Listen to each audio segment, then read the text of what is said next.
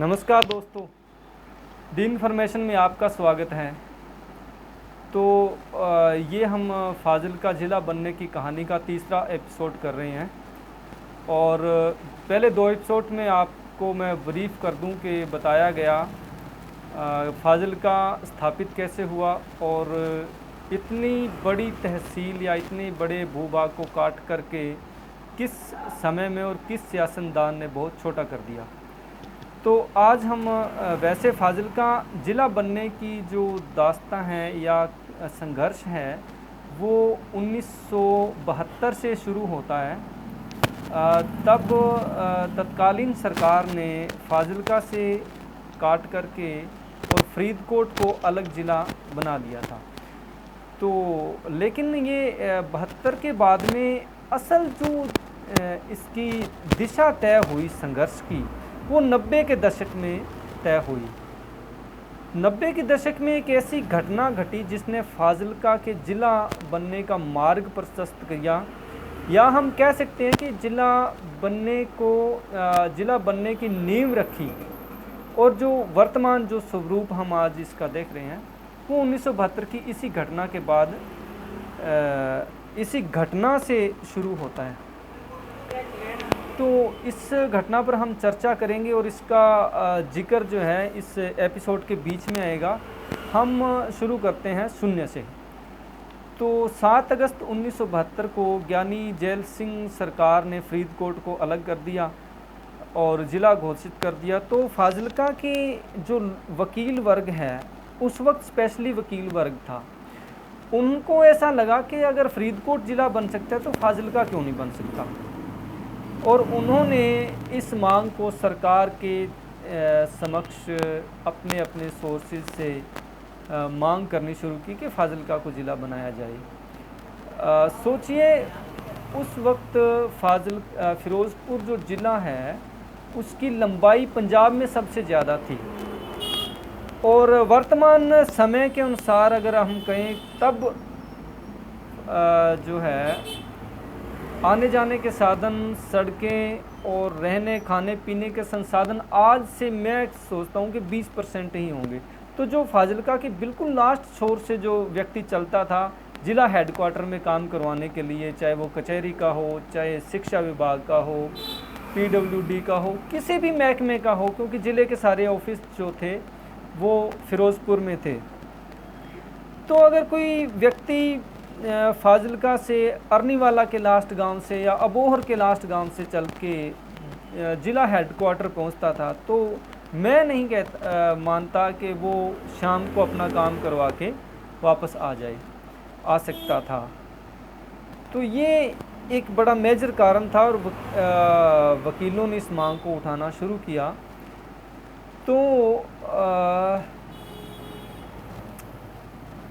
ये तब संघर्ष जो है वो इतना तेज़ नहीं था। लेकिन हुआ ये कि 1986 में पंजाब में सुरजीत सिंह बरनाला जी की सरकार बनी और उन्होंने ज़िला बनाने की मांग तो एक तरफ, बल्कि फाजिल्का का एक हिस्सा काट करके अबोहर के रूप में अलग कर दिया सुरजीत सिंह बरनाला सरकार ने। जैसे ही ये घोषणा हुई तो फाजिल्का में एकदम सन्नाटा छा गया, ख़ास करके कचहरी में, कि हम तो कर रहे थे ज़िले की मांग और इन्होंने तो हमारा एक हिस्सा और काट दिया। सुरजीत सिंह बरनाला सरकार यहीं नहीं रुकी और उन्होंने फाजिल्का के उत्तरी क्षेत्र को काट करके जलालाबाद के रूप में अलग कर दिया।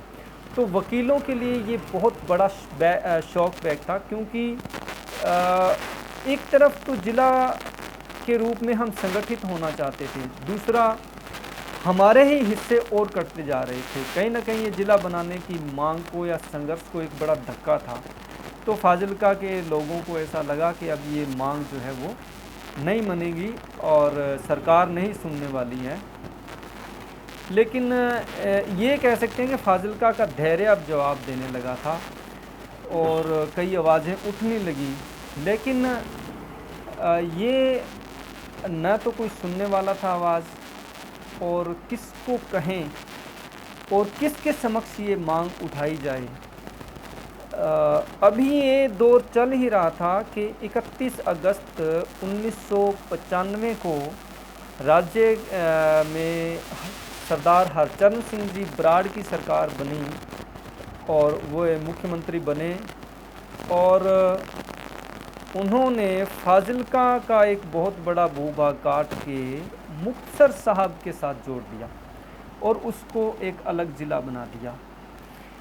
ये घोषणा जैसे ही हुई और ये खबर फाजिलका पहुंची तो फाजिलका एकदम सन्न रह गया। किसी को समझ नहीं आ रहा था कि अब क्या किया जाए और वकीलों में तो इतना रोष और इतना गुस्सा भर गया कि अगर आखिर क्या किया जाए ताकि सरकार जो है वो फाजिलका की मांग को भी सुने।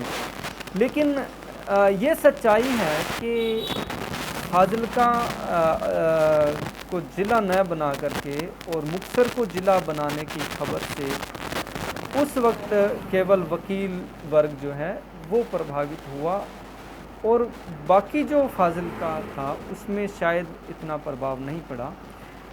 लेकिन ये दुर्भाग्य ही कहें कि सरदार हरचरण सिंह बराड़ की सरकार यहीं नहीं रुकी। उन्होंने किसी समय फाजिलका का हिस्सा रहे फरीदकोट अलग ज़िला बना था, उसी में से एक हिस्से को काट करके मोगा को ज़िला बना दिया।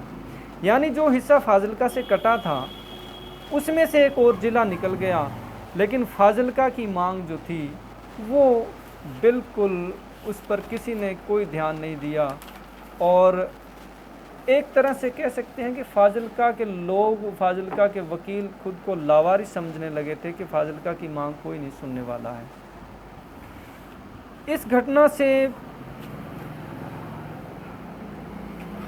कचहरी परिसर में सन्नाटा था, गुस्सा था और एक मीटिंग बुलाई गई कि अब आखिर क्या किया जाए। फाजिलका को ज़िला अगर बनाना है तो वकील वर्ग जो वो एकत्रित हुए और एक प्रतिनिधि मंडल, अभी जिस घटना की हम जिक्र कर रहे थे शुरुआत में वो आने वाली है, उसका जिक्र आएगा। तो एक मीटिंग हुई बार एसोसिएशन फाजिलका की और उन्होंने उनका एक प्रतिनिधि मंडल जिसमें पक्का तो नहीं कह सकते कि शायद राजेश अंगी जी प्रधान थे या कोई और थे, लेकिन इस प्रतिनिधि मंडल में एडवोकेट राजेश अंगी, अनिल जैन, रोशन लाल गुंबर, महेंद्र लूना जी, उमेश कुक्कड़ जी और भी बहुत कई गणमान्य वकील जो थे वे शामिल थे और वे तत्कालीन मुख्यमंत्री हरचरण सिंह बराड़ जी से मिलने गए। और ये मीटिंग जो थी ये हरचरण सिंह बराड़ जी के निवास स्थान श्री मुक्तसर साहब में आयोजित हुई।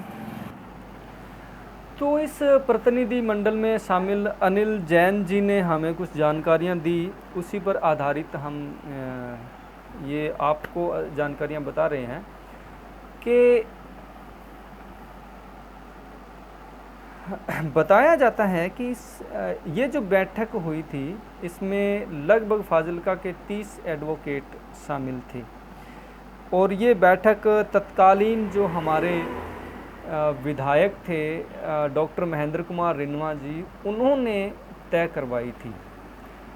तो प्रतिनिधि मंडल में शामिल वकीलों ने ये बात मुख्यमंत्री जी के सामने रखनी शुरू की और कहा कि आपने अपना गृह क्षेत्र जो था मुक्तसर है, मुक्तसर साहिब को ज़िला बनवा लिया है, तो करीब अब कृपया करके फाजिलका की भी ये मांग बड़े लंबे टाइम से है और लोगों की जेन्युइन मांग है, लंबाई बहुत ज़्यादा दूर पड़ती है, तो इसको प्लीज़ आप मान लीजिए और फाजिलका को ज़िला बना दीजिए। अब एक आम बात यहाँ पे प्रचलित है फाजिलका में कि उस वक्त बराड़ साहब ने ये कहा था कि फाजिलका दी, पंजाबी में कहा कि फाजिलका दी मां ने ओ पुत नहीं जम्मिया जेड़ा फाजिलका नू ज़िला बना लवे। हो सकता है शब्दों का हेर फेर कुछ रहा हो,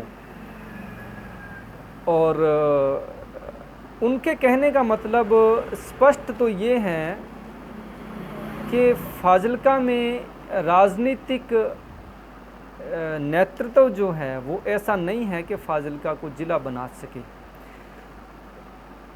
और इस बात की तस्दीक जो बाद में ये संघर्ष आगे बढ़ा तो उसमें भी विभिन्न वक्ताओं ने खुले मंच से और ये कहा कि फाजिल्का को ये ताना दिया गया है तत्कालीन मुख्यमंत्री के द्वारा।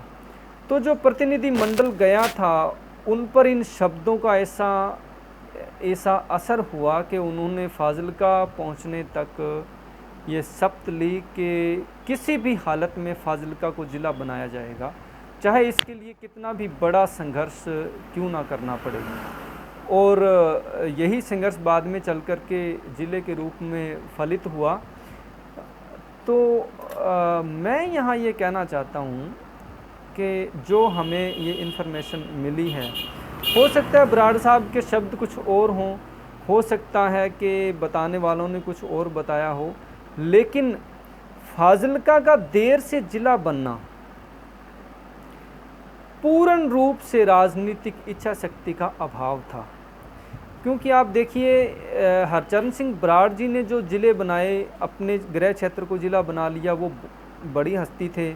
मालती थापर सुनते हैं कि उन्होंने मरण व्रत किया और उन्होंने फरीदकोट को ज़िला बनवा लिया था।